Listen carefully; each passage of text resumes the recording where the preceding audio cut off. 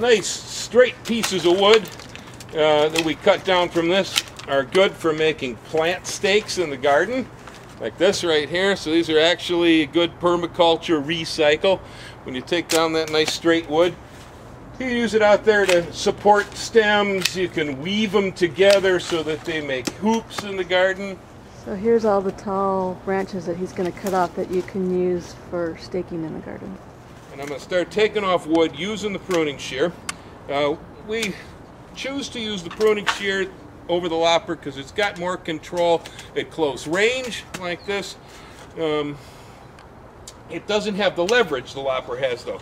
And as I start to get towards bigger pieces of wood in this area, I really am going to have to shift and go into the lopper. It looks like I'm just about there. Again, I'm pruning on an angle to outward facing buds at the horizontal wood here. Drop the shears right in there.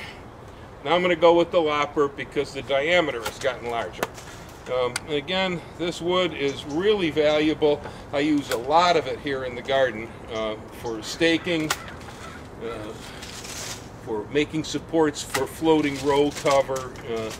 It's just a really good reuse.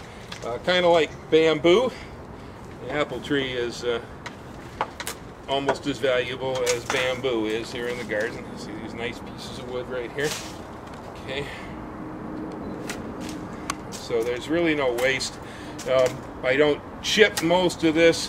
Whatever doesn't end up becoming steaks or such goes well into the barbecue grill. So it's great for the smoker or the grill.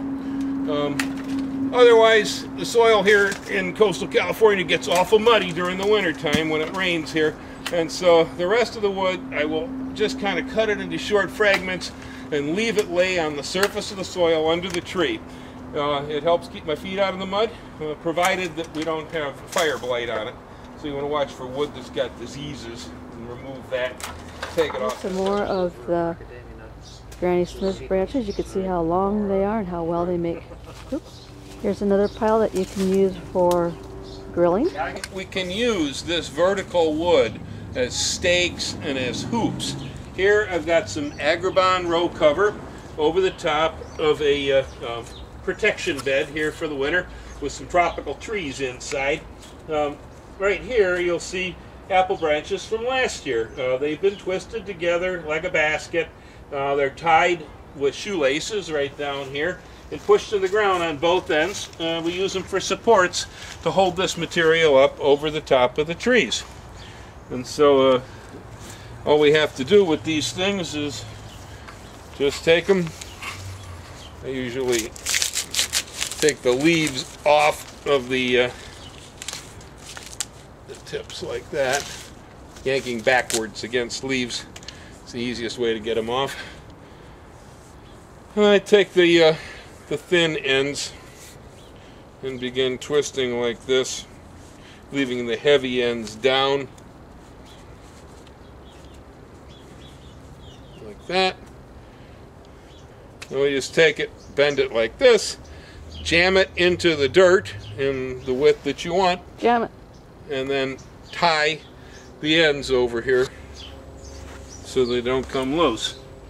Jamming into the dirt is sometimes easier said than done. It's been raining here, so this isn't so hard. There we go. Now that I've got them in, I can continue twisting this stuff here like this. And sometimes they sprout when you jam them. That's correct. Don't use willow. There we go. Apple branches will seldom grow. Yeah. Just tie it up over here with a little bit of twine, or if you want to go all the way, use vines.